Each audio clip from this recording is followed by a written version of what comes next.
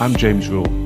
Welcome to the Lonely Leader podcast, where we help existing and aspiring leaders find clarity, build resilience, drive performance, and enhance fulfilment.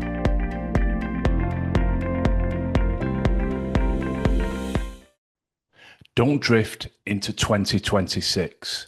You owe it to yourself to review this year, extract the learnings, and build a plan that can give you your highest ever level of performance and fulfillment in both your professional role and your personal life. And that is the mission of today's episode. A recent episode showcased the steps I took about 12 months ago to build out my plan and my roadmap for 2025. And irrespective of when you're listening to these episodes, I want the plans to be evergreen. Yes, the dates are going to change. We're no longer in 2025. You may be listening to this in 2026 or indeed beyond that. But the principles apply whenever you listen. And the principle of today's episode is I want to give you a roadmap, a framework that you can use to carry out a comprehensive review of this year. Because we're all guilty of the same habits. We're so busy, we're so consumed by our emails, our to-do lists, the pressures in our personal lives, the pressures in our personal roles, our professional roles, that we don't take time to reflect. We know we should, we want to, but one day becomes the next, 1 week becomes the next, 1 month becomes the next, and before we know it, we've drifted into the next year and it's almost spring. So today's episode is about encouraging you to find some time, however crazy your diary is.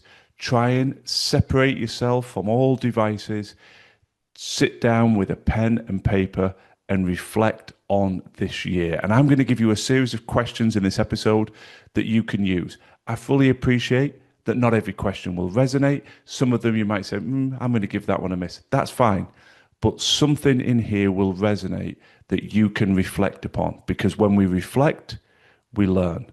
And when we learn, we shape a more appropriate plan, and then we reflect on that plan, and so the virtuous circle continues to evolve. So I'm going to walk through a series of sections. My recommendation would be listen to this episode in its entirety and then come back to it, work back through and pause at the relevant junctions so that you can carry out the task. My other simple recommendation would be to invest in a journal, some sort of notebook that is just for you. I've mentioned this in lots of episodes, so those of you who have listened to the back catalogue will no doubt have that journal close at hand. But we want something that has a symbolism when we open it. We're not just looking at our shopping list, our to-do list, all the things we have to get done. This is about your growth and development. And I want you to anchor in this habit of reflection and developing your roadmap for success and fulfillment. And it's ideal if you've got something that you can continue to evolve that plan. And when you open that book, it has a symbolism that, this is my time. This is time to invest in me.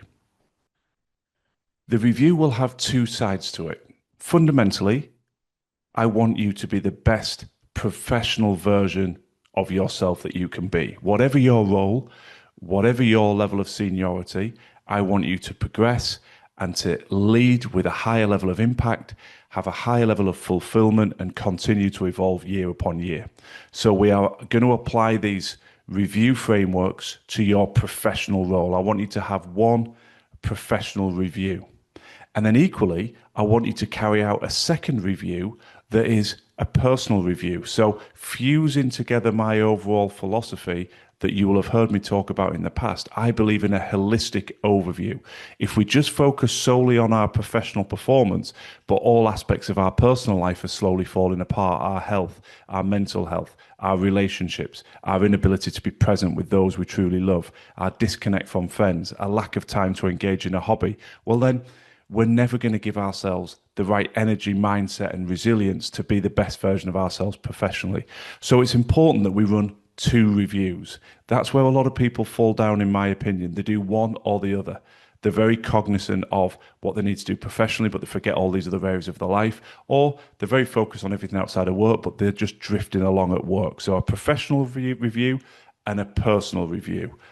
Doesn't matter which way you do it. And it doesn't matter how much time. Don't overwhelm yourself saying you need hours and hours. Start wherever you can. Keep revisiting these questions that I'm going to share with you and keep building out the review until you're happy that you can really put a line in the sand. You know where you've been this year and you know the plan to make next year the best year yet. The first question I want you to lead with is what made me proud this year? Now, irrespective whether you are doing your professional or personal review first, let the pen start moving. This is personal to you, but if you're struggling, just take a moment. What are you proud of? What went well? What evidence can you point towards? Perhaps it's feedback, a colleague, your boss saying, great job. Perhaps it's just that inner sense of that was really challenging, but I overcame it. I was really stressed in the moment. I was overwhelmed. I didn't know how I would move through it, but I did. We're hardwired to criticize ourselves. We're hardwired to think about all the things we didn't handle well, the opportunities we missed, the things we didn't say but wish we had said. That's our automatic default software system. I need you to bypass that, reset that system, and keep asking yourself, what am I proud of? There might be 50 or 60 things that frustrated you or embarrassed you or overwhelmed you. Keep pushing them to one side and keep repeating that question. What am I proud of? Because gratitude and that sense of pride is so important to empower our mindset, to build us a sense of desire to take action. And with action comes momentum, and with momentum comes more confidence. And so we get the wheel turning. But we can stall. We can stall all of that momentum by reflecting and just focusing on the negatives. I'm not saying delusion. I'm not saying deluded positivity. I'm genuinely asking what mattered to you. So it's important that this is not what you think you should be proud of, not what your partner says you should be proud of, what your boss feels you should be proud of. The question is, what are you proud of? Look within. This is for your review. This is not a document you need to share with anybody. So make sure you give the authentic answer that comes to mind when you ask yourself this question. What am I proud of in my professional role when you're doing that review? And what am I proud of as the husband, as the friend, as the son, as the daughter, as the parent? What comes to mind in my personal life? The second question is always that little bit harder to answer. What did my success cost me? Now, this is particularly pertinent in my experience to our professional review, because you could have some tangible results to point to and say, yep, it's a good year. I'm proud of this. I'm proud of what I delivered, as you should be. But what did it cost you? And let me give you some of the classic examples, some of the things I've wrestled with myself during my tenure as a CEO. First and foremost, physical health. Did you neglect the health because you were chained to your emails, your phones, your desk? Mental health. Perhaps you're more stressed and anxious than you've ever been. Patience. Did you find yourself far less tolerant of people, both in your professional and personal network this year? What about presence? Have you struggled to be truly present with those that you love? So it's not that I am judging or patronizing in any way. I am using my lived experience to help you navigate a comprehensive review, because short-term success, whilst ignoring some of the warning signs, sets us up for longer-term failure, both in terms of our professional performance and our health and well-being. Success that's achieved by destroying our physical health, by undermining our mental health, that compromises our presence, that makes us intolerant and lacking in any sort of patience, and just removes and reduces our emotional bandwidth, is not the sort of success that's sustainable. So awareness is really important. And maybe you've had a fabulous year and maybe none of this is relevant, which is absolutely utopia and good for you. But for the vast majority of high-performing leaders that I have the privilege of coaching, when we get into the reads of things, they start to really open up and say, yep, it has been successful on the one hand in terms of looking at what I've achieved, but it has come at a cost, and these are the costs. So let's build that awareness and be really clear about what success has cost you. So this takes me nicely into the third question. What did 2025 teach me? Or indeed, if you're doing this at another moment in time, what did last year teach me? Because we've talked about question one, what are we proud of? Well, we need to embed the learnings from that. And we've talked about question two, what did success cost me? And equally, we've got to embed the learnings from that. So just building on those first two questions, some of the things I would encourage you to look at are things like, what do I know now that I didn't know in January? That's a really nice question to ask. See where that takes you. Equally, what patterns keep repeating? And are those patterns serving me? What patterns keep repeating, and are those patterns serving me? So I've talked in my 2025 review episode, which is linked in the show notes, about one of the patterns I was engaged with was continual consumption of news reporting in all its forms, print, digital, and equally a phenomenally high volume of sports media consumption. And I recognized that that pattern was draining me of hours and hours and hours every week. So I took steps to address it. But the first step is awareness, and then we can start to shape a plan. So what patterns are serving you? What patterns are not that you possibly need to change? Where do I feel stuck?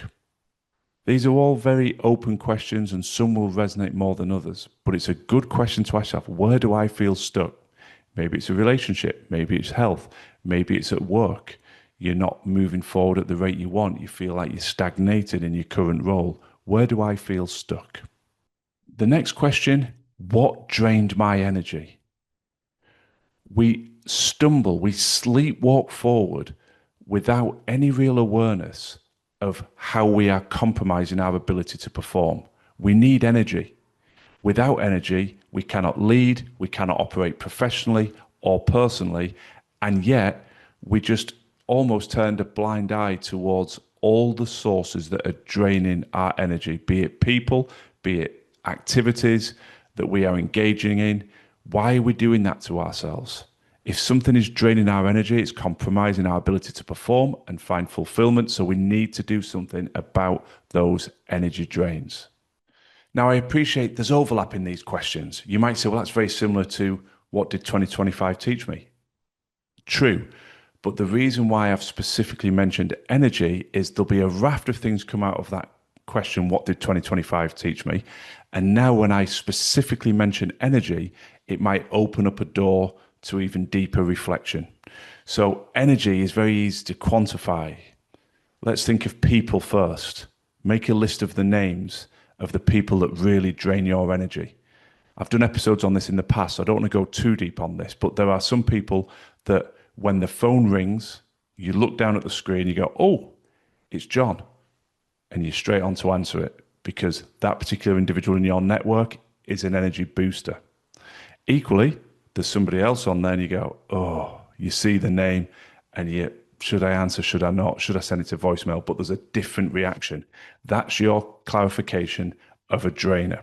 Now, I'm not saying you abandon people in their hour of need, going through a crisis in their own personal life or their own professional role. But if someone has consistently been a drainer throughout the entire year, you need to start thinking about what steps should I take to step away from that. Equally, comparison is another huge drainer. Look at your screen usage. Calculate how much time you've spent on social media platforms in 2025. It will blow your mind because nearly every one of us is guilty of uttering that phrase, I don't have time.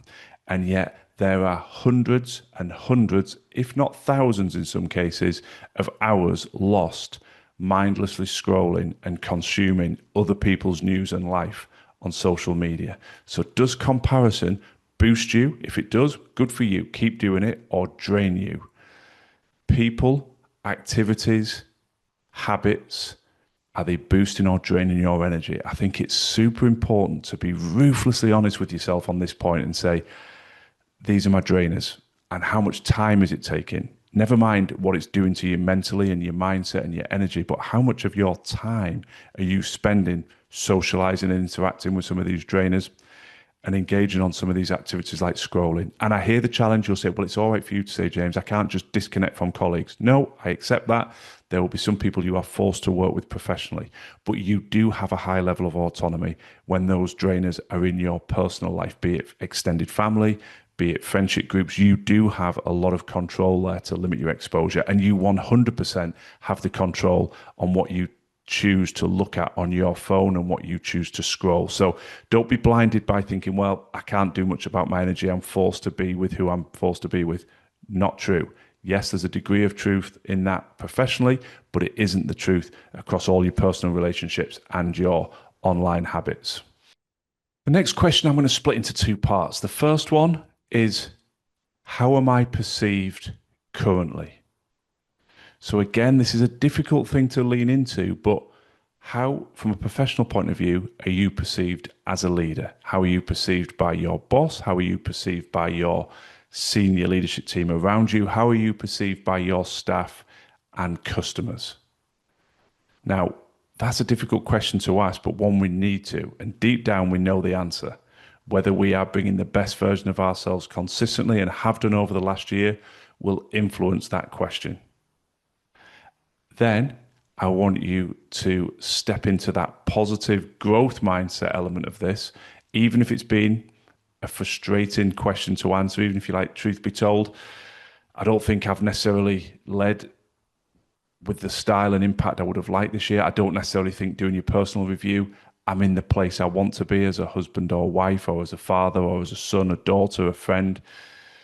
Then you have the chance to do something about it. And the second part of that question is, who do I want to become in 2026? Now, that's not a complete reinvention, but it's a good North Star to start developing. Where would you like to be this time next year? As 2026 is wrapping up, where do you want to be as a leader? What traits come to mind? What have you done consistently? How do you want to feel as a partner, as a husband, as a parent, as a friend, as a brother, as a sister, as a son, as a daughter? In all those facets of your personal life, what does success look like to you? How do you want to be known? Because giving ourselves that level of awareness makes it much easier to then step into the behaviors and the actions that will manifest that. I talked at the start of this episode about preventing the drift. That's what's so important. I speak to people regularly about regret, and it's, well, I wish I'd lived a bit differently. I wish I'd had the courage to take the actions that needed to be taken, have the conversations that need to be taken, followed my true convictions professionally, personally. People really struggle with regret, and it's not nice to listen to it. But where does regret come from? In my opinion, a lot of it comes from drifting through our professional and personal roles. We don't stop, we don't take stock, we don't audit where we are. And without that awareness, we can't course correct, we can't build a new strategy, we can't change direction. And then we drift through months and years, and it just becomes the norm. And it becomes almost impossible to make a change because we feel institutionalized. But we can change today. And this review is the first and most critical step to create that change and put you on a path to a higher level of fulfillment. So the final part of this review sits under the following call to action. Be specific. Out of all of this reflection, it'd be easy to get lost in what on earth do I do next? And when I'm working with clients on a one-to-one basis, we get really deep into this area. We build out substantive plans and we get some phenomenal momentum. And it's really, truly humbling to see the difference in people's performance and fulfillment. And you know how to reach out to me. If you're interested in exploring that, how we can work together, how I can support you doing that, then please do get in touch. But for the purpose of this exercise and you sitting with your journal right now, I want you to think of 3 specific things you want to have achieved by December 2026. I don't want to tell you where those things might sit. It could be a professional milestone. It might be something to do with your health. It might be something to do with a relationship, an intimate relationship, a partner, a friend. It might be something to do with how you parent. But quantify 3 specific things that you want to have achieved by 2026. Now, if that feels natural and you enjoy that, expand it. write other things down, but just to build that momentum. I don't want to overwhelm you by saying you have to do it in 10 or 12 lists. It doesn't matter, but let's get at least 3 things that you want to have in place.